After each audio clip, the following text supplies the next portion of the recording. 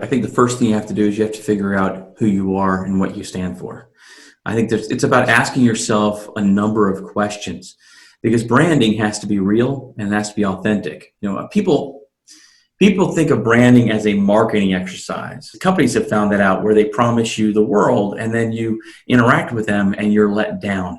The reason why branding works is because it's real and it's authentic. It has to be an expression of yourself. And so the first thing I think people need to do is they need to figure out who they are. And all too often, I would say people walk through life not asking those questions and not knowing those answers. You have to dig deep. And that's one approach to getting to a place of an authentic personal brand. Have you experienced that when working with people through the steps to get to a place where they feel really comfortable?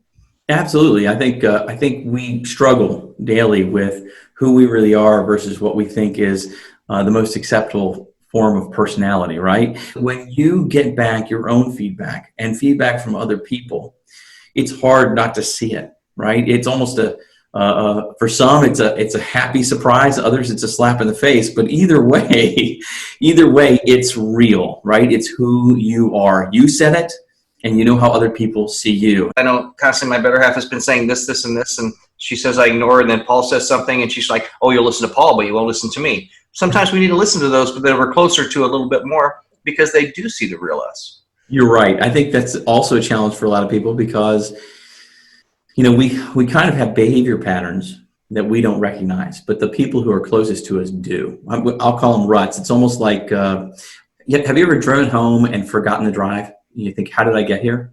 Right? It's just back of hand. It's that mental rut that we have behavior patterns that we don't even think about anymore.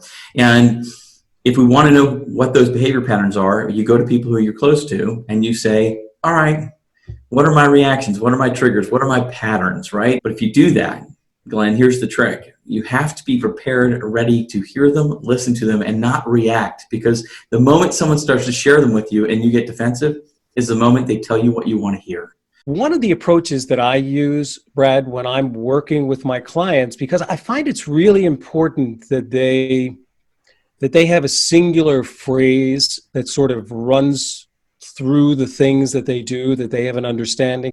And I find one of the good differentiating questions is, tell me what you're known as. What you're known as is a title plus responsibilities. And then I go, okay, that's a good step number one. You know what you're known as. Tell me what you're known for. So the difference in that language can be very eye-opening. We're just meeting each other for the first time. Where does storytelling fit into that in your experience? Well, I think inevitably when you're networking, some people, to quote Antonio again, doesn't matter where you're at in life, they show up and throw up. And let's be honest, if we're networking, it's trying to create and establish a relationship. You're not going to walk up to a young lady if you're single and immediately ask her out. You're going to have a conversation, tell a story, start creating a relationship. Well, business relationships are relationships. They're all the same. So why do some people, in some instances, do we want to try and go from 0 to 100 miles an hour in 10 seconds? Instead of understanding that when we're networking, we're trying to figure out, do we want a relationship with one another, and can we expand upon that? I would agree. I think stories are fantastic, and I think it's not just that people like them and relate to them. I think stories create meaning. And we remember meaning. We stand out for meaning. So, it's one of the things I remember working with Deloitte & Touche. This is completely different, but it serves the same purpose. And we were doing some work with them on campus interviewing.